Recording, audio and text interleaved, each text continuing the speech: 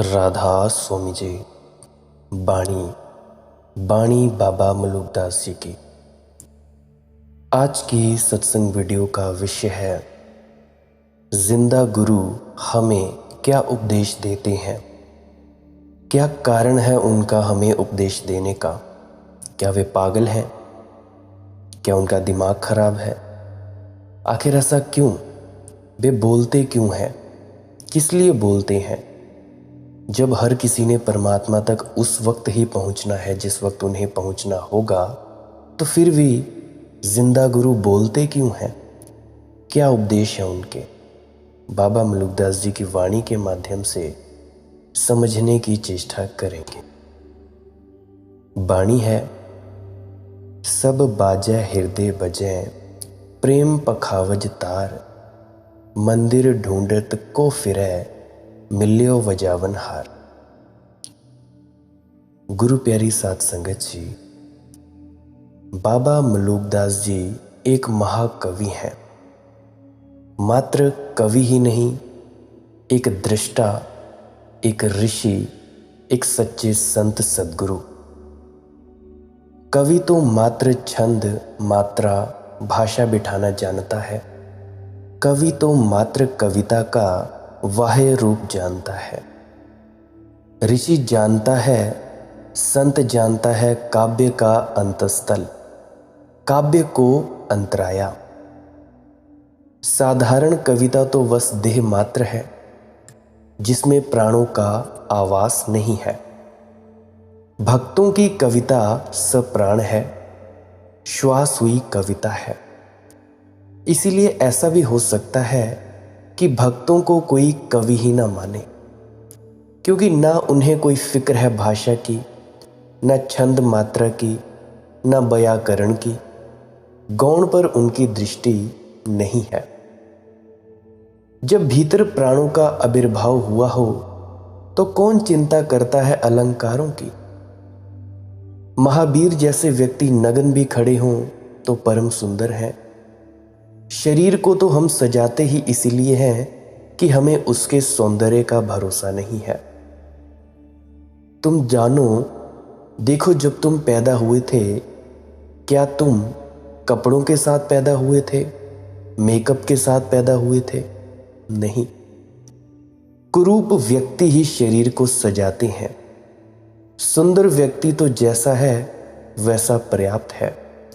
चेहरा चाहे काला गोरा नीला पीला हो, परंतु वो जैसा है वैसा पर्याप्त है। देखते हैं वृक्षों को कोई चिंता नहीं सजने की, न पशु पक्षियों को सजने की कोई चिंता है। चांद तारों पर कौन सा अलंकरण है? काव्य वहां खुला और नग्न है। संत तो वही बोल देता है जैसा उसके भीतर घटा है, उसे बांधता नहीं, व्यवस्था में नहीं जुटता। इसीलिए बहुत बार ऐसा हो जाता है कि संत को तो कोई कवि ही ना माने। संत को जानने के लिए तो तुम्हारे पास भी आंख चाहिए। शरीर तो अंधे की भी समझ में आ जाता है, आत्मा तो आंख वालों को भी कहां दिखाई पड़ती है। तो जब मैं मलुकदास जी को महाकवि कह रहा हूं तो इस अर्थ में कह रहा हूं कि वहां शायद काव्य का ऊपरी आयोजन भी हो, लेकिन भीतर अनाहत का नाद गूंजा है, शब्द धुन गूंजी है, भीतर से झरना बहा है। फिर झरना कोई रेल की पटरियों पर थोड़े ही बहते हैं, जैसी मौज आती है वैसे बहते हैं। झरने कोई रेलगाड़ियां थोड़े ही हैं, झरने मुक्त बहते हैं। तो संत का छंद तो मुक्त छंद है। उसकी खूबी शब्द में कम, उसके भीतर छिपे निशब्द में ज्यादा है।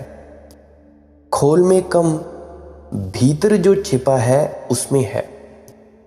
गुदड़ी मत देखना, भीतर हीरा छिपा है उसे देखना।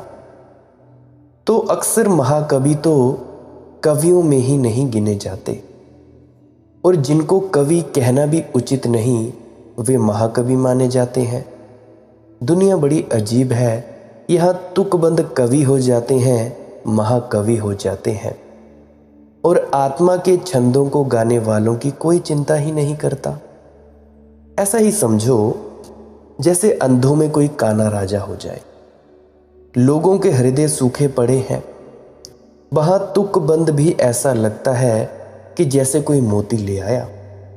लोग भूल ही गए हैं कि हरियाली क्या होती है। फूल खिले ही नहीं उसके जीवन में, तो प्लास्टिक के फूल भी असली फूल मालूम होते हैं।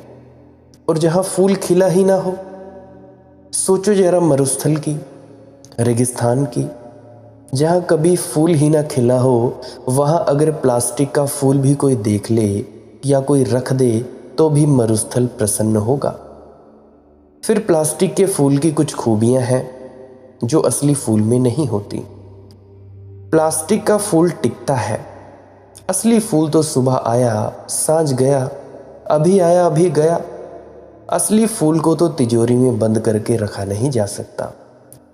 नकली फूल को तिजोरी में बंद करके रख सकते हैं, कुछ भी उसका बिगड़ेगा नहीं। असली फूल पर तो 1000 विपदाएं हैं, नकली फूल को कोई विपदा नहीं है। नकली फूल को ना जानवर चरेंगे न समय मिटाएगा। असली फूल पर तो हर घड़ी संकट है। हमारे हृदय ऐसे सूख गए हैं, इसीलिए हम तुकबंदियों को कविता समझ लेते हैं। माना कि उन तुकबंदियों में मात्रा छंद के सब नियम पूरे हो जाते हैं। नियम ही नियम है वहाँ, मर्यादा ही मर्यादा है वहाँ, व्यवस्था, आयोजन, प्रयास, लेकिन भीतर कुछ भी नहीं है। सुनते हो गुरु नानक देव जी की वाणी, क्या छंद, क्या मस्ती, क्या गाते हैं जो भाई गाते हैं सिख भाई उनकी वाणी को। मंदिर खाली है, मंदिर में देवता नहीं है। आजकल के कवियों में मंदिर खूब सजा सवरा है, सोने चांदी से बना है, लेकिन मंदिर में देवता विराजमान नहीं है। सिंहासन खाली का खाली है। पर सिंहासन तक तो कोई जाता कहाँ है, और सिंहासन हमें खाली भी मिले तो हमारी देवता से कोई पहचान नहीं है। तो हम तो सिंहासन को ही देवता समझेंगे। सोने का होगा तो उसी को सिर झुका लेंगे। देवता से पहचान ना होने के कारण झूठे देवता पूजे जाते हैं। अंधों के बीच काना राजा हो जाता है। बहरों के बीच में तुम जितने ही मधुर कंठ से गाओ, कौन सुनेगा? बहरे तो उसी को गायक समझेंगे जो हाथ की मुद्राओं से उन्हें कुछ गाकर बता दे।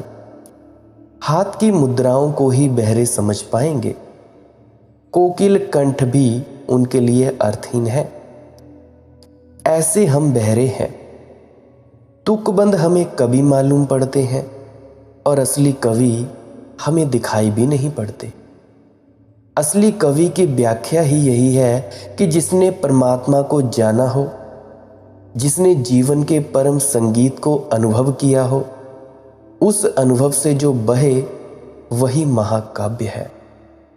बिना अनुभव के जो बहे वह कितनी ही कविता मालूम पड़े देह देह है, लाश लाश निष्प्राण है, श्वास चलती नहीं है उसमें।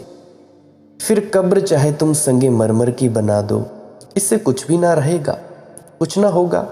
क्या फर्क पड़ता है? आदमी गया सो गया। जीवित व्यक्ति झोंपड़े में भी है तो भी बहुमूल्य है, और मरा व्यक्ति संगे मरमर की कब्र में भी हो तो भी बहुमूल्य नहीं है, कोई मूल्य नहीं है। तो बाबा मलुकदास जी, संत मलुकदास जी की कविता में उनके भीतर के संगीत की धुन है। क्या समझाते हैं संत? मलुकदास जी कविता करने को नहीं किए हैं। कविता वही है, ऐसे ही जब आषाढ़ में मेघ गिर जाते हैं तो मोर नाचता है। यह मोर का नाचना किसी को दिखाने के लिए नहीं है। यह मोर सर्कस का मोर नहीं है। यह मोर किसी की मांग पर नहीं नाचता है। यह मोर किसी नाटक का हिस्सा नहीं है। जब मेघ गिर आते, आषाढ़ के मेघ जब इसे पुकारते आकाश से, तब इसके पंख खुल जाते हैं, तब यह मदमस्त होकर नाचता है। आकाश से वर्षा होती, नदी नाले भर जाते, आपूर हो उठते, बाढ़ आ जाती। ऐसी ही बाढ़ आती है हृदय में जब परमात्मा का साक्षात्कार होता है। बाढ़ का अर्थ इतना आ जाता है हृदय में कि समाये नहीं संभलता, ऊपर से बहना शुरू हो जाता है और दूसरों को जो रस अपने को मिला है वो बांटना शुरू हो जाता है। इसीलिए संत बोलते हैं उन्हें बांटने में ही मजा आता है। तटबंध टूट जाते हैं, कूल किनारे छूट जाते हैं। घड़ा अगर भर जाए तो उसको कितना ही ऊपर से पानी डालो वो छलकेगा। संत भरे घड़े हैं परमात्मा के अमृत से, उस मस्ती के आनंद से। अब तो जब और बहा जाता है और डला जाता है फिर तो वो बाहर छलकेगा। तो संत इसीलिए बोलते हैं क्योंकि बाढ़ की नदी देखी है ना, भक्त वैसे ही बाढ़ की नदी है, संत वैसे ही बाढ़ की नदी है। फिर बाढ़ की नदी करती क्या है? इतना भाग दौड़, इतना शोर शराबा, जाकर सब सागर को समेटकर अर्पित कर देती है। बाबा मलुकदास जी के पद बाढ़ में उठे हुए पद हैं। ये बाढ़ की तरंगे हैं और ये सब परमात्मा के चरणों में समर्पित है। ये सब जाकर सागर में उलीच दिए गए हैं। संतों को मैं महाकवि कहता हूं, चाहे उन्होंने कविता ना भी की हो। मैं संत कबीर को महाकवि कहता हूं, गुरु नानक देव जी को महाकवि कहता हूं। यद्यपि ऐसा कम ही हुआ है जब संतों ने कविता ना की हो। यह आकस्मिक नहीं हो सकता। सब संतों ने कम से कम भक्ति मार्ग के सम संतों ने गाया है। ध्यान के मार्ग के संतों ने कविता ना भी की हो क्योंकि उनसे काव्य का कोई संबंध नहीं है, लेकिन उनकी वाणी में भी गौर करोगे तो कविता का धीमा नाद सुनाई पड़ेगा। बुद्ध ने कविता नहीं की, लेकिन जो गौर से खोजेगा उसे बुद्ध के वचनों में काव्य मिलेगा। काव्य से वंचित कैसे हो सकते हैं बुद्ध के वचन? चाहे उन्होंने पद्य की भाषा ना बोली हो, गद्य की भाषा ना बोली हो, लेकिन गद्य में भी छिपा हुआ पद्य होगा। पर भक्त के तो सारे वचन गाए गए हैं। भक्ति तो प्रेम है, प्रेम तो गीत है, प्रेम तो नाच है। भक्त नाचे हैं, भक्त गुनगुनाए हैं। जब भगवान हृदय में उतरे तो कैसे रुकोगे बिना गुनगुनाए? और करोगे क्या? और करते बनेगा भी क्या? विराट जब तुम्हारे आंगन में आ जाएगा तो नाचोगे नहीं? नाचोगे ही। ये नैसर्गिक है, स्वाभाविक है। रोओगे नहीं? आनंद के आंसू ना बहाओगे? आंसू बहेंगे ही, रोक ना रुकोगे। कोई रोक नहीं सकता, ना रुक सकेंगे। इन कविताओं में, इन छोटे छोटे पदों में बाबा मलुकदास जी के नाच है, मलुकदास जी के आंसू हैं, मलुकदास जी के हृदय के भाव हैं। इनको तुम पंडित की तरह मत तोलना, इनको तुम काव्य शास्त्री की तरह इनका विश्लेषण मत करना। ये विश्लेषण के पकड़ में ना आएंगे। इनको तो तुम पीना, इनके साथ तुम भी गुनगुनाना और नाचना, तो ही पहचान होगी। तो बाबा मलुकदास जी से नाता जोड़ना हो या किसी भी संत से अपना नाता जोड़ना हो तो कुछ कुछ उन संतों जैसा हो जाना पड़ेगा, नहीं तो सेतु न बनेगा। भक्तों का अनुभव यही है कि अस्तित्व संगीत से बना है, नाद से बना है। रोआ रोआ अस्तित्व का नाद है और कण कण में गीत छिपा है। भक्तों का यही अनुभव है कि इस जगत की जो मूल विषय वस्तु है वह संगीत है।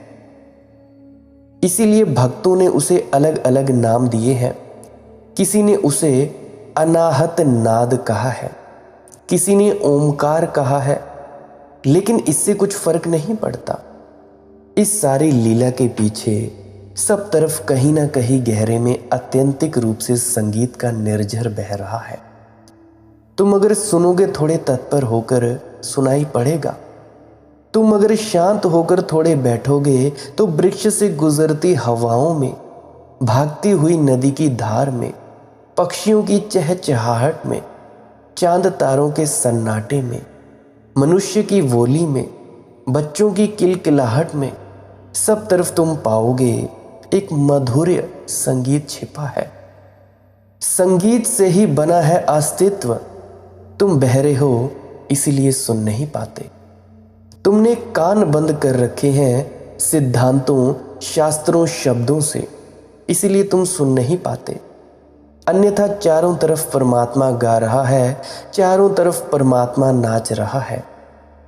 जिस घड़ी तुम्हें यह समझ आ जाएगी, फिर तुम भी कैसे रुकोगे? तुम भी नाचोगे, तुम भी गाओगे। तरसती हूं गीत गाने के लिए, भाव लेकिन मुखर हो पाते नहीं। रोज ही तो आंख ने देखे सपने, पर मिटी फिर भी नहीं मन की तपन। सुख नहीं अमृत सुखद शीतल तरल, है कहीं इसमें निहित तीखा सरल, है कहीं इसमें निहित तीखा गरल। दर्द के मोती नहीं जब तक मिले आंसुओं के हार बन पाते नहीं। डर लगा जब भी कभी तकदीर से, बांध बैठी पाँव खुद जंजीर से। डर लगा जब भी कभी तकदीर से, बांध बैठी पाँव खुद जंजीर से। सोचती हूँ विवशता भी है भली, दीप बनकर जिंदगी उसमें जली। बख्श सागर का ना जब तक दग्ध हो, गगन पर घन उमड़ लहराते नहीं। कौन बतलाए अपरिचित पाँव को, कौन बतलाए अपरिचित पाँव को, राह यह जाती व्यथा के गाँव को। ताप किरणों का मुझे भाए तभी, फल सो झर बिखर जाऊं मैं कभी। धूप छां रंग पहचानो बिना, धूप छां रंग पहचानो बिना, जिंदगी के राज खुल पाते नहीं। स्वर्ण कीमत सिर्फ क्या मुस्कान की, स्वर्ण कीमत क्या सिर्फ मुस्कान की। आह है क्या धूली बस शमशान की। फूल सांसों के बिखेरे गंध जब, फूल सांसों के बिखेरे गंध जब, क्या उसी को प्यार का दे नाम तब। विरह की भाषा ना जब तक सीख ले, अर्थ मिलने के समझ आते नहीं। तो गुरु प्यारी साथ संगत जी, जीवन तो काव्य है, लेकिन इस काव्य को समझने की, सुनने की कला तो आनी चाहिए। परमात्मा तो मिल सकता है अभी, लेकिन बिरह की भाषा तो आनी चाहिए। तुमने उसे पुकारा नहीं, रोए नहीं। बिरह ही भाषा ना जब तक सीख ले, अर्थ मिलने के समझ आते नहीं। तुम रोए नहीं कभी, तुमने कभी हृदय भर के पुकारा नहीं। दर्द के मोती नहीं जब तक मिले, आंसुओं के हार बन पाते नहीं। बख्श सागर का ना जब तक दग्ध हो, गगन पर घन मोती उमड़ लहराते नहीं। धूप चाहे रंग पहचाने बिना, जिंदगी के राज खुल पाते नहीं। हम तो डरे डरे जी रहे हैं, हम तो मरे मरे जी रहे हैं। हम तो जंजीरों में अपने को बांध कर बैठ गए हैं। हमने जीना ही बंद कर दिया है। हम सिर्फ सुरक्षा की तलाश कर रहे हैं, और सुरक्षा मौत है। जीवन तो है असुरक्षा में, जीवन तो है धूप छाही रंग पहचाने बिना, जिंदगी के राज खुल पाते नहीं। जीवन तो है सुख और दुख में, खोने और पाने में, मिलने और बिछुड़ने में, भटकने और पहुंचने में। जीवन का राज तो खुलता है द्वंद्व की इस दुनिया में, निर्द्वंद उतर जाने में, अद्वैत में उतर जाने में। डर कर बैठ गए पैरों में जंजीर बांध ली कि कहीं भटक ना जाए, तो भटक गए फिर कभी ना पहुंच सकोगे। भटकने से जो डरा वह कभी पहुंचा नहीं। लोग पहुंचने के लिए हजार दूसरों के द्वारों पर दस्तक देनी पड़ती है। रामानुज के पास एक व्यक्ति आया और कहा कि मुझे परमात्मा से मिला दे। रामानुज ने कहा, भले मानुष, तूने कभी किसी को प्रेम किया? उस आदमी ने कहा, इस झंझट में मैं पड़ा नहीं। प्रेम के इत्यादि की बातें छोड़ो, मुझे तो परमात्मा से मिला दो। रामानुज ने कहा, फिर मैं हार गया। अगर तूने कभी प्रेम ही नहीं किया तो तू प्रार्थना कैसे करेगा? उसने कहा, मनुष्य को प्रेम करने का परमात्मा की प्रार्थना से क्या लेना देना? यही तो झंझट है। मनुष्यों का प्रेम ही तो झंझट है। इसमें मैं पहले से ही बचता रहा हूं। कहते हैं रामानुज की आंखों में आंसू आ गए। रामानुज ने कहा, जिसने मनुष्य से प्रेम नहीं किया वह कभी परमात्मा की प्रार्थना भी समझ ना पाएगा। ये मनुष्य तो पाठ है, लेसन्स है, लाइफ लेसन्स। यह तो क ख ग है प्रार्थना का। यहाँ बड़े कांटे हैं माना, और 1000 कांटों में कहीं एक छिपा फूल है, यह भी सच है। लेकिन इस फूल को पाने की चेष्टा, इस फूल को जीने की चेष्टा, और इस चेष्टा में 1000 कांटों का चुभ जाना, यही जीवन में गति का उपाय है, यही चुनौती है। इस चुनौती से कोई लाभ उठाता है? भक्त कहते हैं, प्रेम से भागना मत, प्रेम का बढ़ाना बड़ा करना। एक पर प्रेम ना रुके, फैलता जाए, अनेक पर फैलता जाए, अनंत पर फैल जाए। प्रेम बंधन नहीं है। भक्त कहते हैं, बंधन सीमित के साथ प्रेम है। प्रेम बंधन नहीं है। प्रेम अपने में बंधन नहीं है। प्रेम जहां रुक जाता है वहां बंधन हो ही जाता है।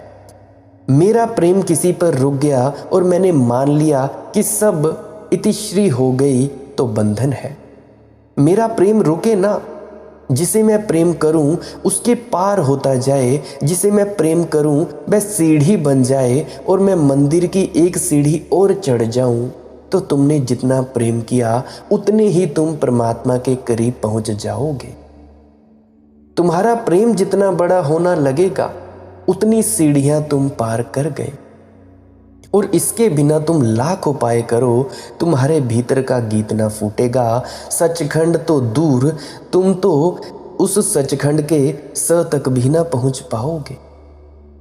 तरसती हूं गीत गाने के लिए, भाव लेकिन मुखर हो पाते नहीं। तो प्रेम पहली किरण है परमात्मा की। संत यही उपदेश देते हैं, प्रेम का उपदेश। कहते हैं संत, प्रेम पहली किरण है परमात्मा की। प्रेम पहली किरण है समाधि की। प्रेम में छिपा है राज सारा। तुम उतना ही प्रेम मत समझ लेना जितना तुम जानते हो। प्रेम उससे बहुत बड़ा है। तुमने तो जिसे प्रेम कहा है वह शायद प्रेम भी नहीं है। शायद प्रेम के नाम पर तुम कुछ और ही धोखाधड़ी किए बैठे हो। तुमने प्रेम किया कब? तुम जब प्रेम करने की बात करते हो तब भी तुमने कभी सच में प्रेम किया, या प्रेम के नाम पर कुछ और ही करते रहे?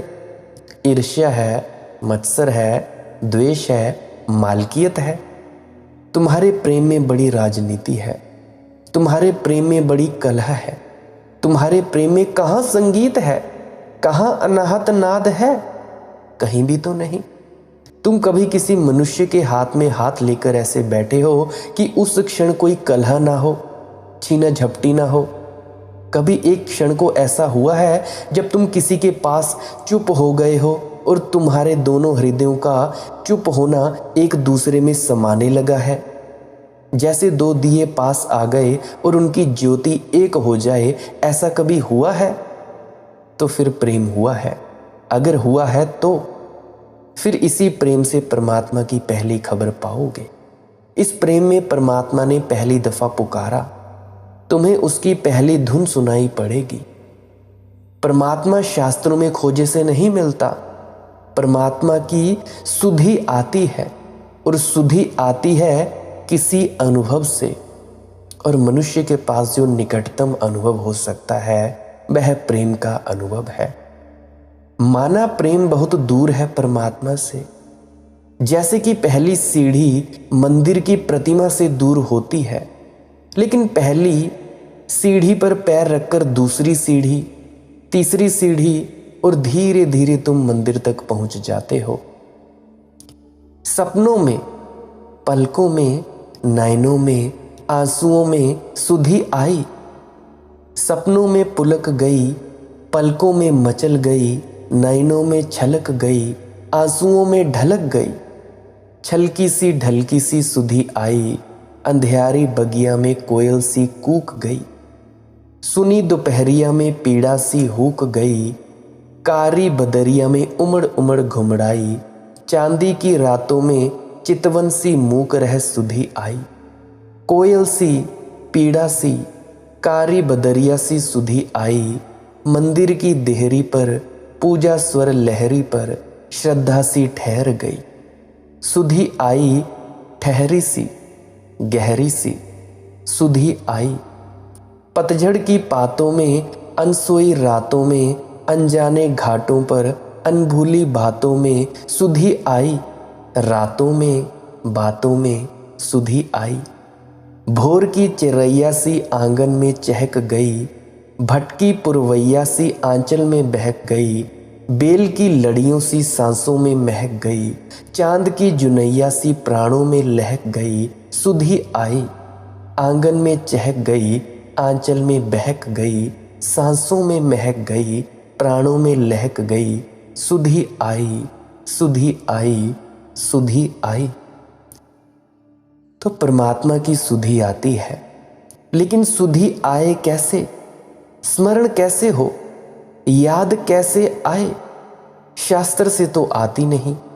लाख सिल मारो शास्त्रों से, सिर मारो, सिद्धांत पकड़ में आ जाते हैं, परमात्मा की परिभाषाएं पकड़ में आ जाती हैं, लेकिन सुधि नहीं आती है। सुधि के लिए कोई जीवंत उपाय चाहिए। प्रेम के अतिरिक्त मनुष्य के पास और उपाय क्या है? और अगर तुम्हारे जीवन में जरा सी प्रेम की छलक आने लगे तो सब तरफ से खबर आने लगेगी। अंधियारी बगिया में कोयल सी कूक गई, सूनी दोपहरिया में पीड़ा सी हुक गई, सब तरफ से आने लगेगी। भोर की चिरैया सी आंगन में चहक गई, सुनी दोपहरिया में पीड़ा सी हुक गई। भटकी पुरवैया सी आंचल में बहक गई, बेले की लड़ियों सी सांसों में महक गई। चांद की जुनैया सी प्राणों में लहक गई। तो सुधि परमात्मा की आती है और तुम चहक महक जाते हो। कैसे सुधि आए? स्मरण कैसे हो? याद कैसे आ जाए पूरी तरह से उस परमात्मा की? इसके बारे में हम विस्तार पूर्वक चर्चा कल की सत्संग वीडियो में करेंगे। आज के लिए बस इतना ही। अगर आप जी का कोई प्रश्न हो तो मेरी विनम्र निवेदन प्रार्थना है, टेलीग्राम पर जाएं, वहाँ पर सर्च करें मालिक की मौज सत्संग, वहाँ पे आपको चैनल मिल जाएगा। क्लिक करें और वहाँ पे आपका डिस्कशन ग्रुप्स मिल जाएगा। वहाँ पे आप मैसेज छोड़ दें, आप वहाँ पे प्रश्न पूछ सकते हैं, कमेंट सेक्शन में भी पूछ सकते हैं। वैसे मैं अच्छा समझता हूँ टेलीग्राम पर खुल के बात हो जाती है। अगर कॉल के माध्यम से भी पूछना हो तो वहाँ पे ही मैसेज छोड़ दीजिएगा, मैं पर्सनली नंबर दे दूँगा ताकि आप कॉल के माध्यम से भी बात कर पाए। और मेरी एक प्रार्थना है, अगर आप जी को इस सत्संग वीडियो से थोड़ा सा भी कुछ सीखने को मिला हो, इस जानकारी से आपकी थोड़ी भ्रांतियाँ मिटी हों, भ्रम टूटे हों, आपको पता लगा हो कि परमात्मा संतों को क्यों भेजता है, संतों का क्या उपदेश होता है, संत बोलते क्यों हैं, अगर आप जी का मन शांत हुआ हो तो आप जी इस वीडियो को अपने मित्रों तथा परिजनों तक ज़रूर साझा करें। क्या पता आपके एक शेयर की मदद से वो भी शांत हो जाएं। कोई सुने चाहे ना सुने, आपने बस शेयर कर देनी है। अपने व्हाट्सएप के स्टेटस में डाल दीजिए, इंस्टाग्राम पे लिंक्स डाल दीजिए, फेसबुक पे डाल दीजिए, जहाँ मर्जी शेयर करना हो कर दीजिए। मुंह से बोलना हो, किसी को बताना हो तो वहाँ पे भी शेयर कर दीजिए। और अगर आप जी सब्सक्राइब करने में विश्वास रखते हैं तो कर सकते हैं, अन्यथा आप जी हर रोज़ सर्च ज़रूर कर लिया करें मालिक की मौज सत्संग। तो वहाँ पे जो भी नया सत्संग होगा, डला होगा सुबह 6 बजे से लेकर शाम 6 बजे तक, तो आप जी उसको सुन लीजिएगा। अगर कभी ना मिले तो प्रार्थना है पुराने सत्संगों को अवश्य सुन लिया करें। क्या पता पुराने सत्संगों से आपके किसी भ्रम को दूरी मिल जाए, आपके किसी प्रश्न का उत्तर मिल जाए कि आपको मुझसे बात करनी ही ना पड़े। तो ये हो सकता है।